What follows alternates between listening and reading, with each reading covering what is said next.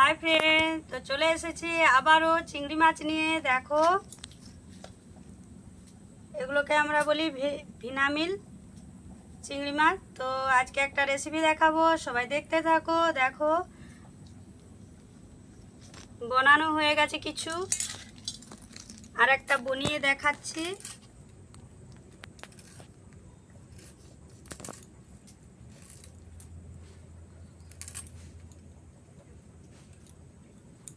কেটে নেওয়ার পরে এর একটা মাথা থেকে এইগুলো বার করে দিতে হয়। দেখো, এই বেরিয়ে গেছে।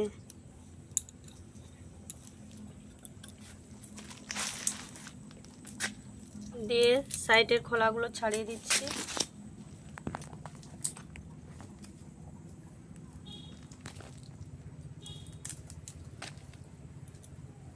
দেখতে পাচ্ছ, এরকম করে এগুলো সব বানানো হয়ে গেছে।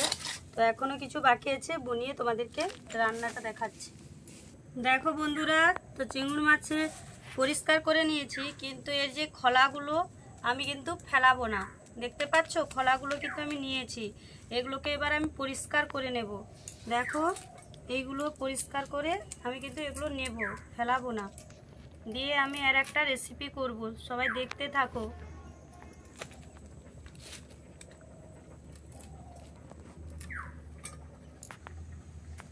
দেখো, এগুলো কত সুন্দর পরিষ্কার করে নিয়েছি।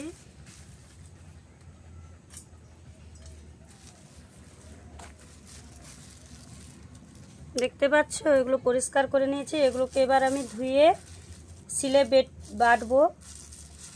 তো দেখতে থাকো। আর এগুলো দেখো, এই যে পরিষ্কার করে নিয়েছি, এই খোলাগুলো এগুলো ফেলে দেব।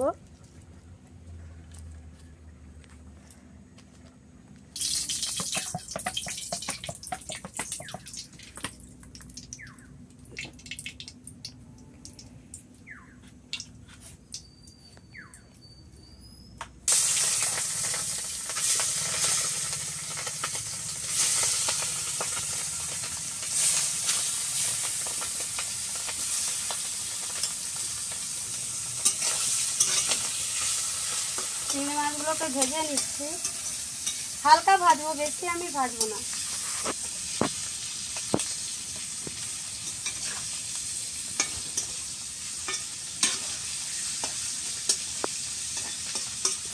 হালকা ভাজা হয়ে গেছে, আমি এটাকে এবার তুলে নেব।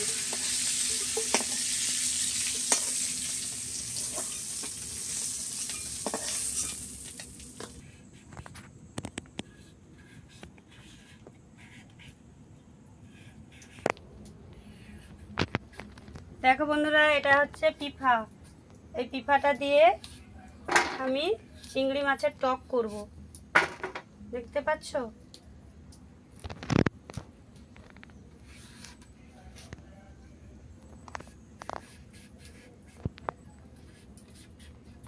এইভাবে আমি কুটে নিয়েছি। তো একটু তেলে আমি এটাকে নেড়ে নেব। দেখো, এইভাবে কেটে নেবে। তো এবার আমি এটাকে একটু তেলে নেড়ে নেব।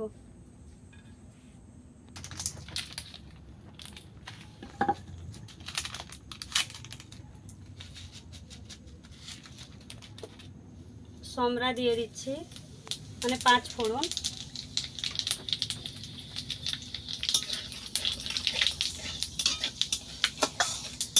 এবারে আমি পিঠাগুলোকে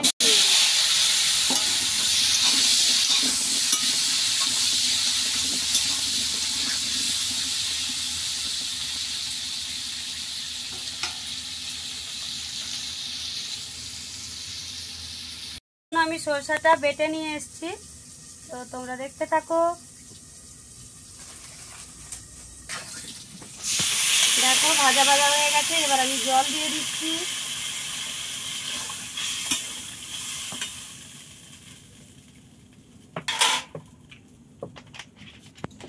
মতো নুন,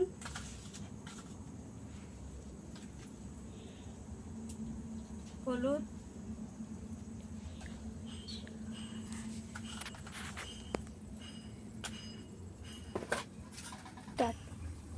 দেখো সরষাকে বেটে নিয়ে আমি ছেঁকে নিয়েছি।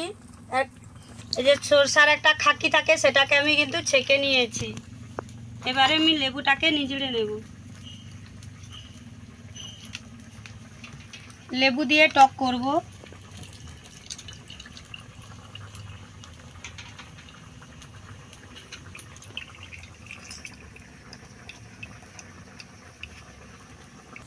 দেখো চিংড়ি মাছগুলোকে আমি দিয়ে দিচ্ছি।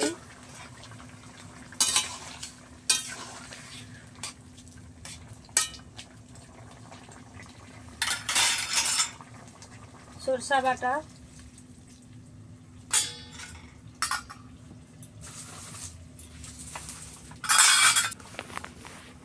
দেখো সরষা বাটা দিয়ে দিতে কত সুন্দর হয়ে গেছে। তো আমি এবার টকের জলটা দিয়ে দিচ্ছি, লেবু জলের টকটা দিয়ে যাচ্ছি।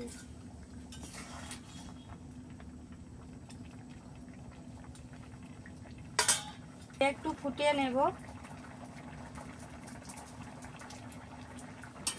এই না আমার হয়ে গেছে। তো নামানোর মুখে আমি একটু সরষার তেল দিয়ে দেব।